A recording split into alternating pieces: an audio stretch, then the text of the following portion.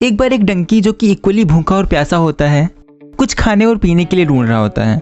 Luckily उसे पता चलता है कि वो जिस जगह पर है उससे 1 किलोमीटर लेफ्ट में पानी है और सेम डिस्टेंस पे राइट में घास है। बट वो इक्वली भूखा और प्यासा था, इसलिए वो डिसाइड नहीं कर पा रहा था कि उसे किधर जाना चाहिए, जिससे वो कुछ भी डिसाइड नहीं कर पाता है और भूख और प्यास दोनों से ही मर जाता है। ऐसी सिचुएशन को बोलते हैं पैराडॉक्स ऑफ चॉइस, जहाँ ज़्यादा चॉइस सिचुएशन को बेटर करने की जगह पे और भी बिगाड़ देती हैं और हम पैरालाइज जैसी सिचुएशन में चले जाते हैं और कुछ भी डिसाइड नहीं कर पाते हैं। ऑथर बोलते हैं ऐसा होता है अपॉर्चुनिटी कॉस्ट की वजह से।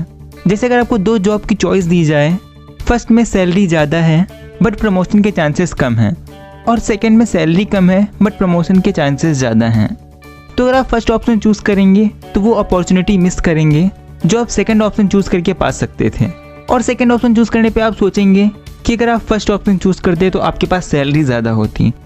और ज़्यादा चॉइसेस हमें पैरालाइज कर देती हैं, जिससे हम टाइम लिमिट ख़त्म होने पर रॉन्ग डिसीजन ले लेते हैं। इसका सॉल्यूशन जानने से पहले ये जानते हैं कि कैसे बिजनेस पैराडॉक्स ऑफ चॉइस का यूज़ करके आपकी चॉइस को मैनिपुलेट करते हैं और कैसे आप अपने बिजनेस की सेल इंक्रीज कर सकते हैं। एक स्टडी में 2 शॉप को जैम सेल करना था।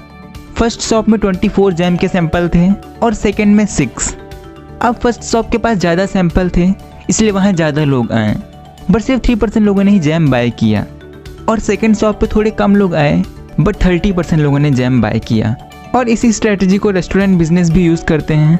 वो मेन्यू में थाउजेंड्स ऑफ आइटम रख देते हैं जिसे लोग डिसाइड नहीं कर पाते हैं और फिर वो कुछ महंगे स्पेशल आइटम्स दिखाते हैं जिनसे वो ज़्यादा प्रॉफिट कमाते हैं। और दूसरी स्ट्रेटजी है दूसरों को फीलिंग ऑफ लॉस देना।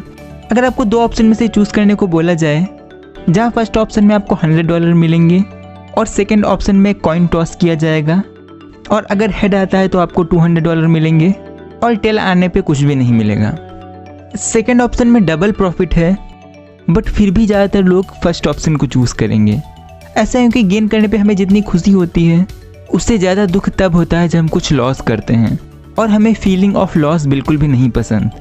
इसलिए कई बिजनेस जैसे कोई कार कंपनी, या अगर हम डोमिनोज की ही बात करें तो पिज़्ज़ा में कई चीज़ें ऐड कर देते हैं, और अगर हम उन चीज़ों को हटाएंगे तो हमें फीलिंग ऑफ लॉस होगा, जिससे ज़्यादा चांसेस है कि हम ज़्यादा चीज़ें खरीद लेंगे। अगर किसी प्रोडक्ट पर 95% शुगर फ्री लिखा है और दूसरे पे 5% शुगर, तो लोग फर्स्ट प्रोडक्ट लेंगे, बट दोनों का मतलब एक ही है।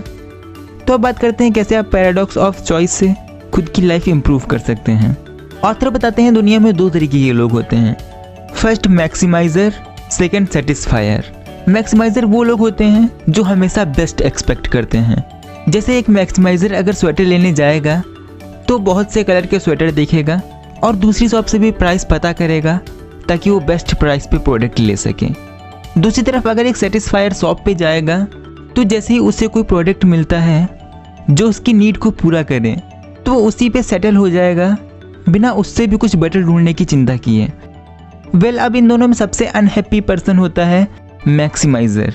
जैसे एक मैक्सिमाइज़र अगर कोई अच्छी जॉब ढूंढ भी लेता है फिर भी वो बेस्ट जॉब चाहता है, जिससे वो प्रेजेंट जॉब पर भी अच्छे से फोकस नहीं कर पाता है। और अगर एक मैक्सिमाइज़र की रिलेशनशिप में कोई भी प्रॉब्लम नहीं है फिर भी वो परफेक्ट रिलेशनशिप चाहेगा। अब आपको एक मैक्सिमाइज़र होना चाहिए या सेटिस्फायर। ऑथर बताते हैं कि कोई भी पर्सन हर सिचुएशन में मैक्सिमाइज़र और सेटिस्फायर नहीं होता, बट ज़्यादातर सिचुएशन में सेटिस्फायर होना बेटर है। जैसे आपको नॉर्मल प्रोडक्ट खरीदने के लिए सारे शॉप चेक करने की ज़रूरत नहीं है, और ये हैबिट कई सक्सेसफुल लोगों में भी होती है, जैसे स्टीव जॉब्स और मार्क जुकरबर्ग।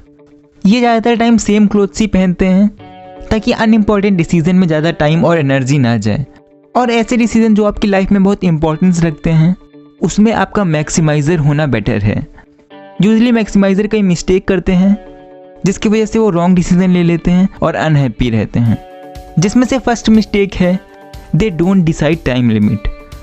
कई लोग करियर ऑप्शन चूज़ करने में टाइम लिमिट ख़त्म होने तक सारे ऑप्शन देखते रहते हैं, जिससे टाइम ख़त्म होने पे वो कंफ्यूज होकर गलत डिसीजन ले लेते हैं।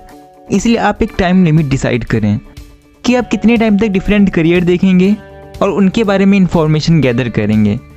उसके बाद रिलैक्स होकर उसमें से कोई बेस्ट करियर चूज़ करेंगे, जिससे आप पैरालाइज जैसी कंडीशन में भी नहीं जाएंगे।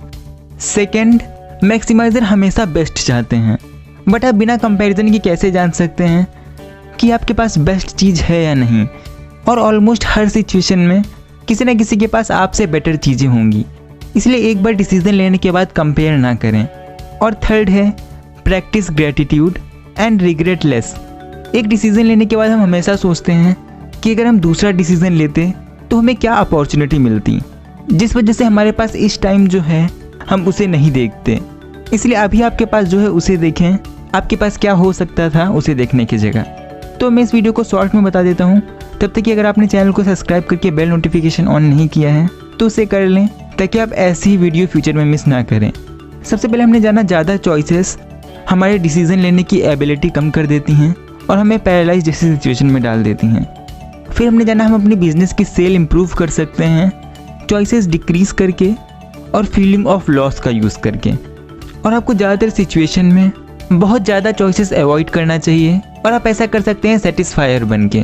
और आपको इंपॉर्टेंट डिसीजन में ही ज़्यादा चॉइसेस देखनी चाहिए, जिसके लिए आपको एक टाइम लिमिट भी सेट करना चाहिए ताकि आप पैनिक होकर डिसीजन ना लें और पैरालाइज जैसी सिचुएशन में भी जाने से बच जाएं। तो ये कुछ बातें मैंने आपको बताई बुक पैराडॉक्स ऑफ चॉइस से।